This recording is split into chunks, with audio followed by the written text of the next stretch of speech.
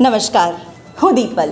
આપ જોઈ રહ્યા છો ગાંધીનગરની સૌપ્રથમ web news channel live Gandhinagar. તો આવો નિહાળીએ આજનું જીવતું ધબકતું ગાંધીનગર લાઈવ ગાંધીનગરની નજર. આજે 29 ઓગસ્ટ રાષ્ટ્રીય રમત દિવસના અવસરે ઓલેન્ડમાર્ક સ્કૂલ, મોટા ચિલોડા, ગાંધીનગર ખાતે ભવ્ય કાર્યક્રમનું આયોજન કરવામાં આવ્યું હતું. કાર્યક્રમ મુખ્યત્વે ભારતીય હોકીના વિખ્યાત ખેલાડી મેજર ધ્યાનચંદની યાદમાં સમર્પિત રહ્યો. આ વિશિષ્ટ પ્રસંગે જિલ્લા કલેક્ટરશ્રી, એસડીએમ, એમએલએશ્રી, ડીડીઓ, ગાંધીનગરના પાય તથા જિલ્લા મેજિસ્ટ્રેટ મહેમાન તરીકે ઉપસ્થિત રહ્યા. તમામ અધિકારીઓએ મેજર ધ્યાનચંદને શ્રદ્ધાંજલિ અર્પણ કરી અને ખેલ દિવસની મહત્તા અંગે વિદ્યાર્થીઓને પ્રેરક સંદેશ આપ્યો. વિદ્યાર્થીઓએ રમતો આધારિત રંજક અને ઉર્જાવાન નૃત્યોની રજૂઆત કરી. સાથે જ ખેલ આત્માને બળ આપતી પ્રતિજ્ઞા પણ લીધી. આ અવસરે જિલ્લા કલેક્ટરશ્રીએ ઘોષણા કરી કે આજથી ખેલ મહાકુંભ 2025 માટે નોંધણી પ્રક્રિયા શરૂ કરવામાં આવી છે. તેમણે વિદ્યાર્થીઓ અને યુવાનોને વિધિપૂર્વક નોંધણી કરી ખેલ મહાકુંભમાં જોડાવાનું આહ્વાન પણ કર્યું.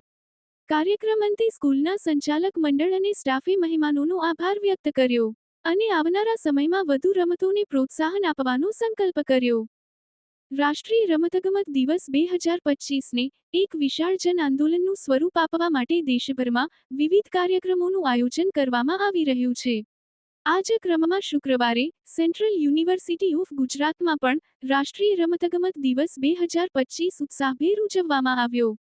આ પ્રસંગે યુનિવર્સિટીના કુલ 287 ખેલાડીઓએ વિવિધ રમતગમત સ્પર્ધાઓમાં ભાગ લીધો હતો, જેમાં 114 મહિલા ખેલાડીઓ અને 173 પુરુષ ખેલાડીઓનો સમાવેશ થાય છે. યુનિવર્સિટીના કુલપતિ પ્રોફેસર રમાશંકર દુબેએ તમામ સહભાગીઓને શુભેચ્છાઓ પાઠવી હતી. તે જ સમયે રજિસ્ટ્રાર કાર્યકારી પ્રોફેસર એચ.બી. પટેલે તમામ ખેલાડીઓ, શૈક્ષણિક અને બિન શૈક્ષણિક સભ્યોને ફિટનેસના શપથ લેવડાવ્યા હતા. રાષ્ટ્રીય રમતગમત દિવસ 2025 માટે યુનિવર્સિટીના ડીન સ્ટુડન્ટ વેલફેર પ્રોફેસર જે.એ. નમીન અને નોડલ ઓફિસર પ્રોફેસર વિપુલ કુમાર પણ કાર્યક્રમમાં હાજર રહ્યા હતા. આ પ્રસંગે પ્રોફેસર પટેલે જણાવ્યું હતું કે હોકીના જાદુગર મેજર ધ્યાનચંદની જન્મજયંતિ નિમિત્તે આયોજિત રમતગમત સ્પર્ધાઓ 2 દિવસ સુધી રહેશે. આ સ્પર્ધાઓમાં ચેસ, ટેબલ ટેનિસ, દોરડા કૂદ, plank, push ups, pull ups, squats, arm wrestling, spoon racing અને યોગનો સમાવેશ થાય છે. ઉલ્લેખનીય છે કે શનિવારે યુનિવર્સિટી કેમ્પસમાં મેરેથોનનું આયોજન કરવામાં આવ્યું છે. 1 સપ્ટેમ્બરના રોજ તમામ સ્પર્ધાઓના વિજેતા સ્પર્ધકોને કુલપતિ પ્રોફેસર રમાશંકર દુબે અને ગુજરાત રાજ્ય એથ્લેટિક્સ એસોસિએશનના ઉપપ્રમુખ લક્ષ્મણ કરંજગાવકર દ્વારા પુરસ્કાર આપવામાં આવશે. નેશનલ સ્પોર્ટ્સ ડે નિમિત્તે લિહોડા હાઈસ્કૂલ તા દહેગામ ખાતે શાળાના વિદ્યાર્થીઓને હોકીના જાદુગર મેજર ધ્યાનચંદ વિશે ડોક્યુમેન્ટ ફિલ્મ બતાવીને ફિટ ઇન્ડિયા પલેજ લેવડાવવામાં આવી, તેમજ શાળાના શિક્ષક શ્રી ડીસી પટેલ દ્વારા વિદ્યાર્થીઓની કબડ્ડી, વોલીબોલ, ઊંચી કૂદ, લાંબી કૂદ, ટૂંકા અંતરની દોડ વગેરે સ્પર્ધાઓનું આયોજન કરવામાં આવ્યું હતું. લાયોનેસ ક્લબ ઓફ ગાંધીનગર દ્વારા ગૌસેવા કાર્યક્રમ યોજાયો. ગાંધીનગર દ્વારા અમાસના દિવસે માણસા ગૌશાળા ખાતે ગૌસેવા કાર્યક્રમમાં હિન્દુ સંસ્કૃતિ અનુસાર ગાયને માતા કહેવામાં આવે છે અને 30 કરોડ દેવતાઓનો વાસ હોય છે, તેવી શુભ ભાવનાથી શ્રાવણ અમાસના દિવસે ગાયોનું પૂજન અને લાપસી ખવડાવવાનું ખૂબ જ મહત્વ હોય છે. તેથી પૃથ્વી પર પણ ગાયોનું પૂજન કરી ગાયોને લાપસી ખવડાવવાનું કામ લાયન્સ બહેનો દ્વારા કરવામાં આવ્યું.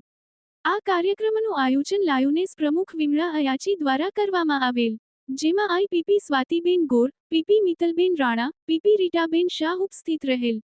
તેમજ કાર્યક્રમને સફળ બનાવવા માટે ગૌશાળાના સંચાલક જિગ્નેશભાઈ યોગીનો અને ગૌશાળાના સ્ટાફ ભાઈઓનો ખૂબ જ સાથ સહકાર મળ્યો હતો. સર્વ વિદ્યાલય કેળવણી મંડળ દ્વારા સંચાલિત એસવી અંગ્રેજી પ્રાઇમરી અને સેકન્ડરી શાળામાં ધોરણ 4 થી 10ની વિદ્યાર્થીનીઓ માટે રસીકરણનું આયોજન કરવામાં આવ્યું હતું, જે અંતર્ગત તેઓને સર્વાઇકલ કેન્સર અને એચપીવીની રસી આપવામાં આવી હતી. સમગ્ર કાર્યક્રમનું આયોજન સંસ્થાના ડાયરેક્ટર શ્રી જીનલ જોશી મેડમના માર્ગદર્શન હેઠળ કરવામાં આવ્યું હતું. તેઓ આ કાર્યક્રમમાં પ્રત્યક્ષ ઉપસ્થિત રહીને વાલીઓ સાથે સંવાદ કર્યો હતો. ખૂબ જ મોટી સંખ્યામાં વાલીઓ તેમજ વિદ્યાર્થીઓએ આ કાર્યક્રમમાં ભાગ લીધો હતો. આ રસીકરણમાં ડોક્ટર રેવત લાખિયા, ડોક્ટર જય પરીખ, ડોક્ટર પ્રિયાન શાહ કે જેઓ કદમ ડાયગ્નોસ્ટિકના ડાયરેક્ટર તેમજ કન્સલ્ટન્ટ રેડિયોલોજિસ્ટ હેલ્ધી ફાઉન્ડેશન છે. તેઓ તેમજ તેમની ટીમ દ્વારા હાજરી તેમજ માર્ગદર્શન આપવામાં આવ્યું હતું. વાલીઓના દરેક પ્રશ્નોનું તેઓ દ્વારા ખૂબ જ સંતોષકારક નિવારણ કરવામાં આવ્યું હતું. તેમજ સર્વાનિકલ કેન્સર અને HPV રસીકરણના ફાયદાઓ તેમજ બીજી અન્ય માહિતી ખૂબ જ ઊંડાણપૂર્વક સમજાવવામાં આવી હતી.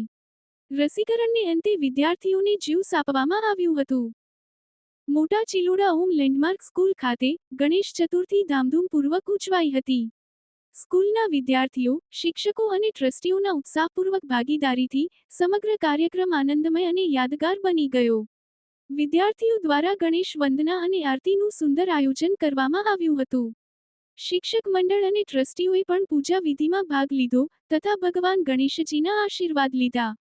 સ્કૂલ પ્રમુખ અને પ્રિન્સિપાલે તમામને શુભકામનાઓ પાઠવી અને આવા ધાર્મિક અને સાંસ્કૃતિક કાર્યક્રમો વિદ્યાર્થીઓના સર્વાંગી વિકાસ માટે મહત્વપૂર્ણ હોવાનું જણાવ્યું.